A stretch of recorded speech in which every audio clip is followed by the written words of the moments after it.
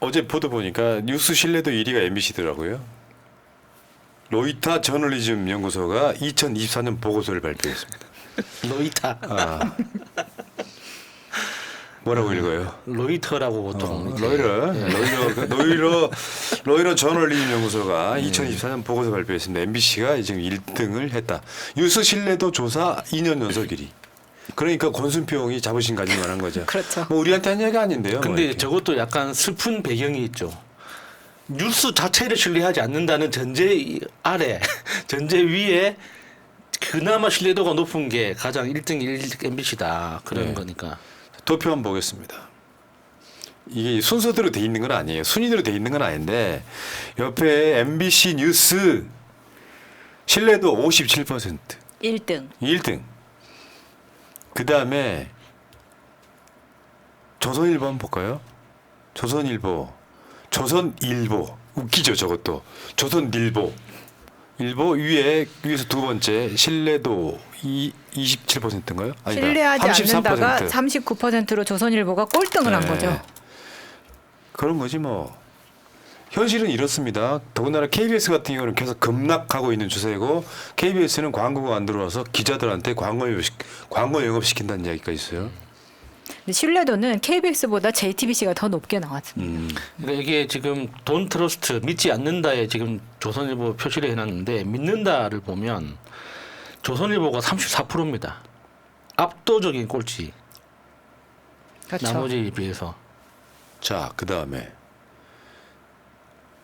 한국 언론 신뢰도를 한번 보겠습니다. 저기 위에 보면 아프리카 다음에 뭐 저 아시아 태평양 이렇게 돼 있지 않습니까? 한국이 꼴등입니다. 그러니까 이게 언론 자체를 믿지 않는다라는 그 기반 위에 MBC가 1등한 거여서 MBC도 그렇게 기뻐할 일은 아닌 것 같습니다. 전반적으로 한국 사람들이 있잖아요. 진보 보수 할 것 없이 언론 잘 안 믿어요. 아니 근데 이게 진짜 심각한 게 뭐냐면 한국이 지금 31점이라는 거잖아요. 근데 위에 보시면 모로코가 31점 우리랑 똑같습니다. 모로코는 왕정 국가예요. 아, 나 미치겠네. 그리고 우리가 케냐나 나이지리아보다 반토막이라는 이야기입니다. 더 열받는 게 뭔지 알아요? 일본보다 뒤지고 있다는 거예요. 일본 여러분들 생각하는 것보다 민주국가 아니거든요. 자민당 일당이 지배하는 그런 나라잖아요. 언론들이 정치적 문제에 크게 관심 없고요. 후쿠시마 오염수 방류에도 일부 어민들이나 반발하지 관심 없는 나라인데 일본이 신뢰도가 43인데 한국이 31이에요. 어처구니 없죠. 현실은 그래. 그래서 아까도 재밌는 짤에 나왔지만 윤석열이가 기자들 모아놓고 계란말이 만들고 김치찌개 대파 안 들어간 김치찌개 만들고 25일 만에 해외 연수 시켜줄게 하고 언론인을 160명으로 확대했다. 뭐냐 이거는 진짜 이게 그런 거지. 저 언론인들한테 이제 뭐 언론재단 이런 데서 국가의 돈으로 국민 세금으로 연수라는 명분하에 유학 보내주는 건데 사실 거기 가서 뭐 할 게 뭐 얼마나 있겠어요? 그러니까 우리가 이전에 이제 언론재단이 무슨 일을 하는 곳인지 먼저 이해할 필요가 있습니다. 언론진흥재단 정확하게는. 한국 언론진흥재단인데 대한민국의 모든 공공기관은 예산의 10%를 홍보비로 잡게 돼 있습니다. 그래서 무조건 홍보비를 써야 돼요. 그러면 그 홍보비를 그 기관이 직접 쓰느냐? 한국 언론진흥재단에 위탁을 합니다. 그래서 그 돈을 예산의 10%를 그 위탁을 해요. 그래서 그 기관 대신에 홍보비를 집행을 해주거든요. 그러면은 그 재단은 무슨 근거로 홍보비를 쓰느냐? 뭐 조회수, 발행부수 이런 걸 근거로 해가지고 각 언론사들의 광고비를 집행을 해주는 거예요. 그러니까 평소에도 그러니까 언론사 입장에서는 언론진흥재단은 쩐주 같은 거죠. 돈줄. 기본적으로 돈 주는 곳인 거예요. 그래서 그렇게 많은 돈이 모이는 곳이다 보니까 자기 운영비의 일부를 이제 공적인 용도로 쓴다라는 취지로 언론사들을 해외 연수를 보내주는 거죠.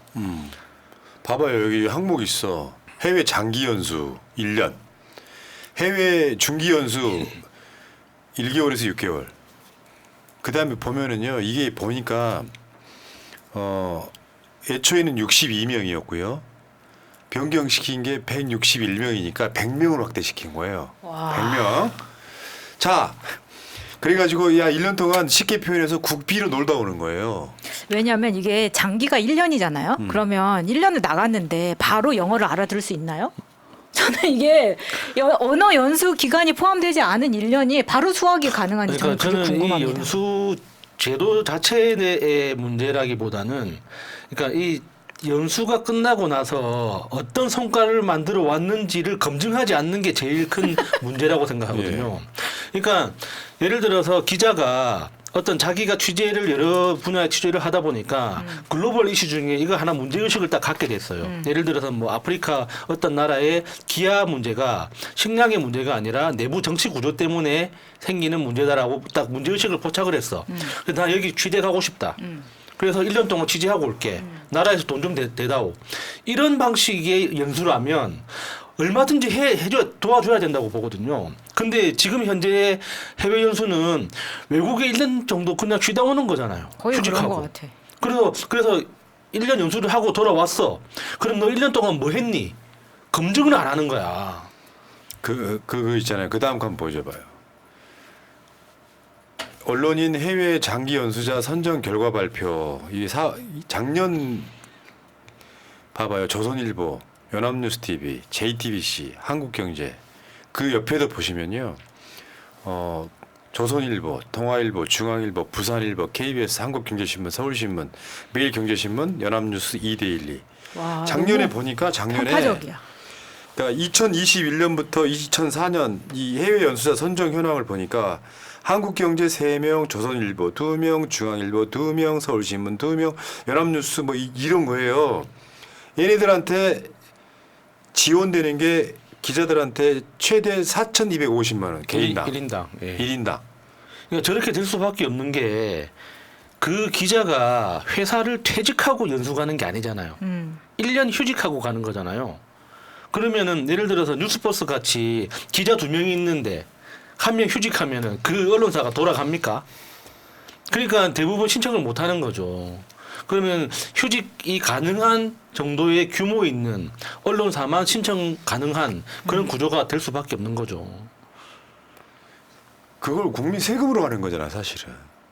그럼 한번 생각해봐. 이건 이해충돌에 가까워. 정부의 감시 기능은 아예 없는 거예요. 그렇죠. 갔다 온 애들은 당연히 이 정부가 보내줬는데 이 정부에 우호적일 수밖에 없는 게 이거는 윤석열이 100명 정도 늘렸을 때는 위에서 찍어 눌렀으니까 100명이 늘리는 거고요.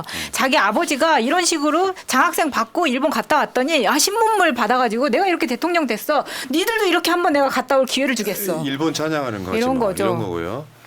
어제 이재명 대표의 페이스북을 보면 저 페이스북의 맥락은 뭐냐면 애완견이라고 했는데 뭐 이거 기분 나빴다면 유감이야 이런 정도 내용인데요. 그 중에 저 파랗게 색칠돼 있는 부분만 한번 볼게요.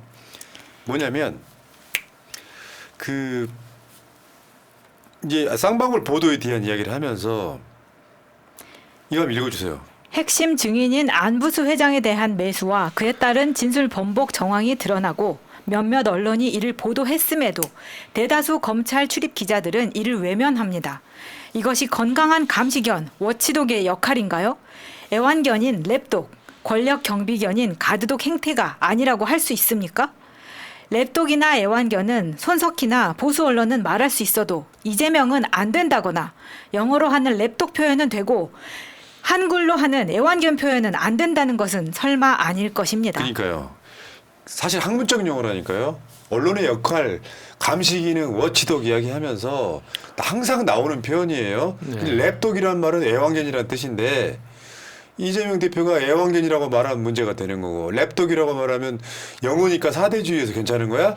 그래서 소환된 손석희 옹의 이 발언 이게 이런 거예요. 박근혜 정권이 왜 망했느냐라고 하는 것에 이야기를 하면서 랩독, 워치독, 가드독, 슬리핑독 이야기를 손석희 앵커가 했던 거를 유튜브에 남아있는 JTBC 채널에 영상 링크를 하는 건데. 그러니까 우리나라에서 유명한 사람이 그랬잖아요. 이게 기념공원이다 그러면 이상하지만 메모리얼 파크다 그러면 얼마나 있어 보이냐. 용산에 있는 그 새끼가 했던 말 아니에요? 저 잘 기억은 안 나는데 그런 이야기를 들었던 것 같습니다. 자, 한번 보겠습니다. 워치독.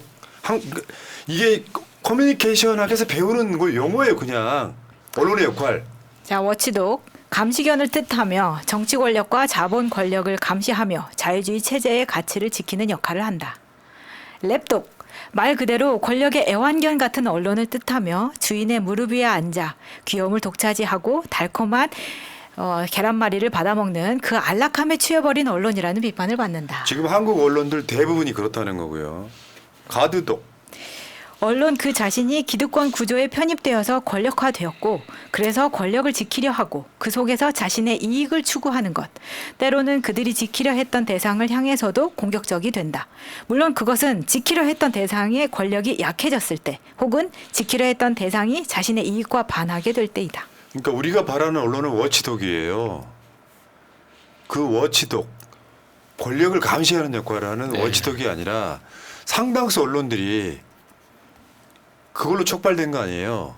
쌍방울 대북 송금에 관련해서 충분히 이재명 대표랑 연관이 아예 없다는 여러 가지 보도들이 나왔는데 뉴스타파나 뭐 오마이뉴스나 몇 언론사를 제외하고는 아예 보도를 안 해서 어떻게 보면 판사 입장에서는 조선일보도 보도 안 해. 뭐 쌩까는 거예요. 그리고 항소심으로 넘기는 거예요. 그건 나중에 가서 항소심이 다투고 나 모르겠고 그럼 그 보도에 대해서 국정원 보고서 같은 거를 언급 안 했던 언론들이 일제히 이화영 유죄가 나오니까 이재명 지금 뭐 사법 리스크 이야기하면서 그건 보도도 열심히 한다는 거죠.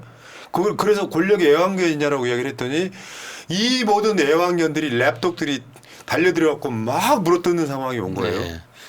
그런데 좋은 점은 있습니다. 이재명 대표가 애완견 발언하면서 언론 개혁에 대한 사회적 아젠다가 한 번 더 올라왔어요. 그러니까 이재명이라는 이 이름 세 글자가 대한민국 사회에서 얼마나 큰 자리를 차지하게 됐는지 생각하게 되는 계기가 돼서 좀 약간 이 보람찬 느낌도 있습니다. 그러니까 과거의 이재명과 지금의 이재명이 그 위상이 너무나 크게 달라졌다는 거잖아요. 이재명의 그 한마디 가지고 대한민국 모든 언론이 이런 식으로 반응한다는 것 자체가 많이 상황이 달라졌구나 싶어요. 그리고 우리나라 언론 개혁에 대해서 많은 사람들이 그러니까 고민하고 이야기를 해야 된다. 뭐 언론 개혁해야 된다 하지만 구체적인 방법에 대해서 이야기하는 사람들이 별로 없어요. 그러니까 제가 방금 이야기했던 한국언론진흥재단과 ABC협회의 이 관계가 굉장히 중요하거든요. 그러니까 과거에 문재인 정부 때 ABC협회의 조작부수 통계 조작 이거에 대해서 발견하고 ABC협회 해체를 하기 위해서 착수했다가 그게 다 유야무야 됐습니다. 그다가 없는 일이 돼버렸거든요. 그러니까 ABC협회가 뭐 하냐? 언론사들의 언론 부수 통계 잡는 곳이에요. 그러니까 ABC협회의 통계를 바탕으로 언론진흥재단이 언론사들한테 돈을 주고 있단 말이에요. 그러니까 우리나라 행정부 기재부죠. 기재부, 언론진흥재단 그리고 ABC협회 이 관계를 정상적으로 개선을 해야지 언론이 자기 실력 중심으로 돈을 벌 수 있는 구조가 만들어지는데 지금은 언론의 실력 중심으로 돈을 버는 게 아니라 권력자들한테 잘 보이는 순서대로 지금 돈을 받아가는 구조가 만들어져 있잖아요. 이런 상황에서는 뭐 법적으로 무슨 제도를 고치고 뭐 법을 만들고 무슨 뭐 그 과징금을 때리고 해봤자 아무 소용이 없습니다. 과징금보다 더 큰 돈을 주면 되는 거거든요. 그러니까 구체적으로 우리가 언론을 어떤 방식으로 개혁해야 되는지에 대해서 다시 한번 시민 차원에서도 이야기해 볼 필요가 있죠. 그러니까 제가 꾸준히 말씀드려오고 있어요. 새날 방송의 출연도 그거랑 연관이 있습니다. 기득권 언론들이 언론 가치 수호라고 하는 것에 전혀 관심이 없고 말하자면 언론사 직원들을 종업원이라는 표현을 썼었잖아요. 종업원. 그냥 돈을 벌기 위한 기득권을 지키기 위한 용도로 언론사를 운영하면 지방에 가면 더 심해요. 지방에서 지역 기업이 언론사 하나 갖고 있으면 갑질은 어마어마하게 합니다. 그 정의, 공정 언론 이런 건 없어요. 현실이.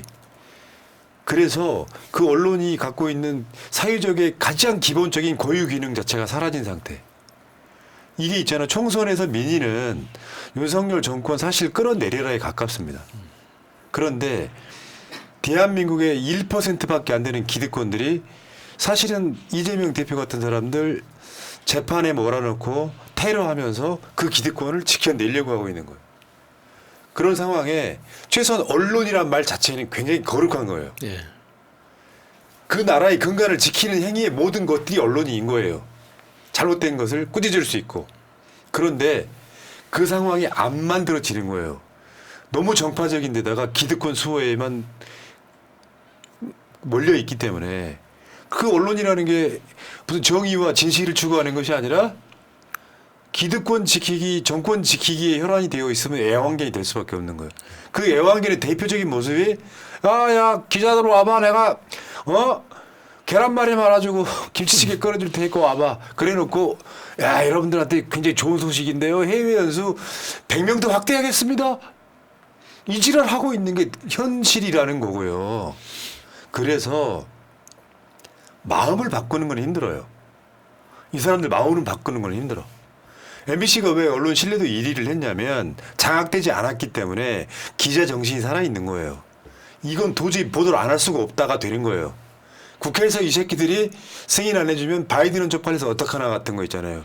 기자의 양심에 그걸 보도를 안 하면 안 되는 거예요. 현실은 그렇게 몰려 있기 때문에 저는 제가 봤을 땐 그렇습니다. 국회가 도울 수 있는 방법은 악의적으로 잘못된 보도를 했을 때 그 언론사에 징벌적 손해배상이 이번에는 반드시 통과시켜요. 그리고 공영방송들은 사실상 윤석열이가 KBS든 MBC든 장악하면 안 됩니다. 현업하는 사람들한테 돌려주는 건 맞아요. 소위 말하면 방송 3법이에요. 그게. 이렇게 해서 정권 지키는 언론이 아니라 그 애완견이 아니라 와치독이 돼야 되는 게 맞고 와치독이 되면 항상 욕을 먹습니다. 왜 문재인 정부 때 노무현 정부 때 한경호가 했던 거 와치독의 역할도 있거든요. 네. 근데 와치독의 역할이 너무 부각되니까 문제죠. 그렇다 보니까 필요해진 게 우리 같은 유튜브인 거예요. 그래서 내가 여러분들한테 가끔씩 방송을 하는 말이 있어. 난 언론 역할 사양한다. 나는 그냥 진영 방송이다. 근데 진영 방송이 100만이 돼 버리니까 뭔가 언론의 역할을 하게 되지 않습니까? 어쩔 수가 없죠. 받아들여야죠. 자, 여러분들이 알고 계시는 이런 여러 가지 상황들이 지금 이재명 대표가 결국에는 언론 개혁의 화두를 나는 일부러 던졌다고 봅니다. 왜냐하면 지금 사실상 여의도의 대통령 또는 차기 대통령에 가까운 사람이기 때문에 언론들을 향해서 애완견이라는 표현을 쓰면 언론들이 가만히 있지는 않을 거 아니에요. 이제 말하자면 이재명 대표가 최고의 스피커가 됐다. 근데 그 애완견이라는 걸 정말 지겹게도 몇 날 며칠을 공중파 종편 할 것 없이 모든 게스트한테 이 의견을 물어보면서 계속 그 얘기를 하거든요. 이제 지겹기까지 한데 본인들이 왜 애완견이라는 소리를 들었는지에 대해서는 이야기하지 않습니다. 오늘 이재명 녹취에 대한 그 TV조선 박정훈 송파갑 의원에 대한 공수처 고발이 내일 있을 거라는 이제 뉴스가 나오는데 이것도 마찬가지예요. 이렇게 큰 사건이 났으면 왜 박정훈이 고발을 당할 수밖에 없었는지 왜 허위 사실을 유포를 했는지에 대해서 언론의 역할은 이거에 대해서 파헤쳐야 되는데 왜 민주당은 이재명에 대해서 쉴드만 치느냐 이런 식으로 나가니까 애완견이 아니라 똥개라는 소리를 들어도 사실 할 말이 없는 거예요. 좋네요. 똥개. 랩독. 야 진짜 웃긴다. 랩독? 랩독이야? 애완견. 이게 무엇한 짓이야 이게. 그런 수준으로 해외 연수를 가면 뭐합니까? 이재명 대표 입장이라는 것은 진짜 억울할 것 같습니다. 여기까지. 자, 오늘 방송은 이제 민영배 의원한테 아주 센 얘기를 들어야 되기 때문에 돈 필요 없어 이제. 자 가세요. 아 그래요? 아직 안 자, 오셨는데?